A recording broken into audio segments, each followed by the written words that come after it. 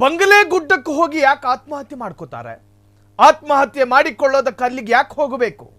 ಇಲ್ಲಿಂದ ಸ್ವರ್ಗಕ್ಕೆ ಹೋಗ್ತಾರೆ ಅಂತ ಬೋರ್ಡ್ ಇದೆಯಾ? ಬಂಗಲೆ ಗುಡ್ಡಕ್ಕೆ ಹೋಗಿ ಯಾಕೆ ಸೂಸೈಡ್ ಮಾಡಿಕೊಳ್ತಾರೆ?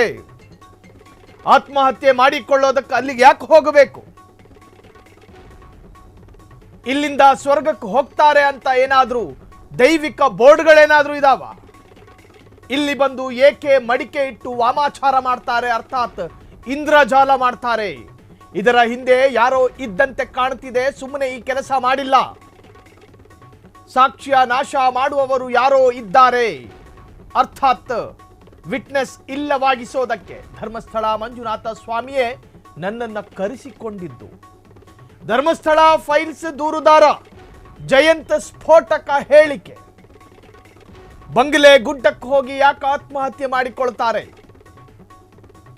ಆತ್ಮಹತ್ಯೆ ಮಾಡಿಕೊಳ್ಳೋದಕ್ಕೆ ಅಲ್ಲಿಗೆ ಯಾಕೆ ಬರ್ತಾರೆ? ಅಲ್ಲೇನಾದ್ರು ಬೋರ್ಡ್ ಇಟ್ಕೊಂಡಿದಾರ?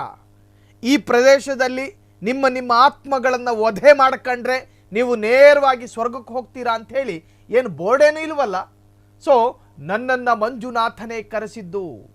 ಸೊ ಈ ಸತ್ಯ ಈಗ ಬಹಿರಂಗವಾಗ್ತಾ ಇದೆ. ನಾನು ಈ ಹಿಂದೆ ಯಾವ ಜಯಂತ್ ಟಿ ಅಂತ ಹೇಳಿದ್ನೋ ಅದೇ ಮನುಷ್ಯ ಮತ್ತೊಂದು ಹೇಳಿಕೆ ಕೊಟ್ಟಿರುವಂತಹದ್ದು.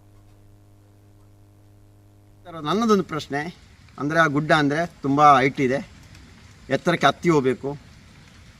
ಆ ಗುಡ್ಡದ ಮೇಲೆ ಹೋಗಿ, ಆ ಬೆಟ್ಟದ ಮೇಲೆ ಹೋಗಿ ಆತ್ಮಹತ್ಯೆ ಮಾಡುವಂಥ ವಿಷಯ ಏನಿದೆ? ಇಲ್ಲ ಆತ್ಮಹತ್ಯೆ ಮಾಡುವವರು ನಾನು ಇದರ ಮೇಲೇ ಹೋಗಿ ಆತ್ಮಹತ್ಯೆ ಮಾಡಬೇಕಂತಾನೆ ಇದೆಯಾ? ಇಲ್ಲ ಆತ್ಮಹತ್ಯೆ ಮಾಡಲಿಕ್ಕೋಸ್ಕರ ಅಲ್ಲಿ ಹೋಗ್ಬೋದು, ನಿಮಗೆ ಶಾಂತಿ ಸಿಗುತ್ತೆ, ಇಲ್ಲಿ ಬಂದು ಆತ್ಮಹತ್ಯೆ ಮಾಡಿದರೆ ನಿಮ್ಮ ಆತ್ಮ ಸ್ವರ್ಗಕ್ಕೆ ಹೋಗ್ತಾ ಅಂತ ಏನಾದ್ರು ಬೋರ್ಡ್ ಹಾಕಿದ್ದಾರೆ ಅಲ್ಲಿ? ಮೂರನೇ ಪ್ರಶ್ನೆ ಅಂತ ಹೇಳಿದರೆ, ಸರಿ ಇವಾಗ ಅವ ಬಂದಿರೋದು ಯಾರು? ಆ ಭೀಮಾ ಅಂತೇಳಿ ಯಾರೊಬ್ಬ ಬಂದ ನಮಗೇನೋ ಕೊಲೆ ಮಾಡಿ ಕೊಡ್ತಾ ಇದ್ದ, ಇಲ್ಲ ಅತ್ಯಾಚಾರ ಮಾಡಿ ಯಾರೋ ಕೊಡ್ತಾ ಇದ್ರು, ಅದನ್ನು ತಂದು ನಾನು ಹೂತಾಕ್ತಾ ಇದ್ದೇನೆ ಅಂತ ಒಂದು ಹೇಳಿಕೆಯನ್ನು ಹೇಳಿದ್ದಾರೆ. ಕೆಲವೊಂದು ವಿಡಿಯೋಲಿ ಬರ್ತಾ ಇದೆ. ನಾನು ಕೇಳ್ತಾ ಇರೋದು, ಆ ಥರ ಏನಾದರೂ ಇವರಿಗೆ ಏನಾದ್ರು ಕೊಲೆ ಮಾಡಿ ಕೊಟ್ಟಿದ್ದಾರೆ, ಅದನ್ನು ಇಷ್ಟು ತುಂಬ ಹೈಟ್ ಮೇಲೆ ತಗೊಂಡೋಗಿ ಹಾಕ್ಬೇಕಂತ ಏನು ಹೇಳ್ತಾ ಇದ್ರಾ? ಆದರೂ ಉದ್ದೇಶ ಏನಾಗಿರ್ಬೋದು? ಇನ್ನೊಂದು ಪ್ರಶ್ನೆ ಕೇಳ್ತಾ ಇರೋದು, ಆತ್ಮಹತ್ಯೆ ಮಾಡುವವರು ಏನು ಎರಡು ಮೃತದೇಹ ಅಂತ ಏನು ಒಟ್ಟಿಗೆ ಆತ್ಮಹತ್ಯೆ ಮಾಡಿದಾರಾ? ಒಟ್ಟಿಗೆ ಆತ್ಮಹತ್ಯೆ ಮಾಡಿದಾರಾ? ಇಲ್ಲ ಈ ಕಡೆ ಇನ್ನೊಂದು 5 ಇದೆ ಅಂತ ಹೇಳಿದಾರೆ, ಇದು 5 ಒಟ್ಟಿಗೆ ಆತ್ಮಹತ್ಯೆ ಮಾಡಿರೋದಾ?